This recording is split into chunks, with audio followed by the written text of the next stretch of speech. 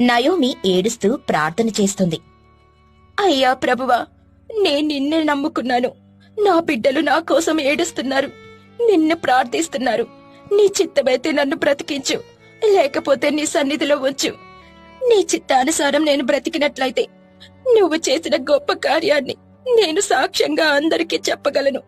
నన్నొక సాక్షి బిడ్డగా నిలబెట్టు అని ప్రార్థన చేసుకుని విశ్రాంతి తీసుకుంటుంది. ఇక ఆమెకు ఆపరేషన్ చేయించుటకు డాక్టర్లు సిద్ధం చేస్తూ ఉంటారు. ఆ సమయంలోనే ప్రభువైన యేసుక్రీస్తు నయోమి దగ్గరికి వస్తాడు. నయోమి వైపు చూస్తూ, నా బిడ్డ, నీకు స్వస్థతనిస్తాను. నువ్వు నా సాక్షి బిడ్డగా ఉంటావు అని ప్రభువు తన చేతుల్ని తన పొట్ట మీద ఉంచుతాడు. అంతే, లోపల ఉన్న తన బాధ మొత్తం మాయమైపోతుంది. ఆమె ఒక్కసారిగా నిద్రలేస్తుంది. ప్రభువా, నాకు కనిపించినందుకు నీకు వేల వేల స్తోత్రాలు తండ్రి. నా బాధ మొత్తం తీరిపోయింది ప్రభువా. ఆపరేషన్ థియేటర్కి తీసుకెళ్దామని అంటాడు.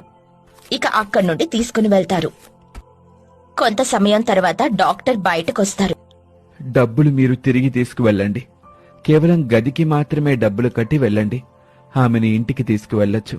ఆమెకి ఇప్పుడు ఏ రోగమూ లేదు అని డాక్టర్ గారంటారు. Download ShareChat.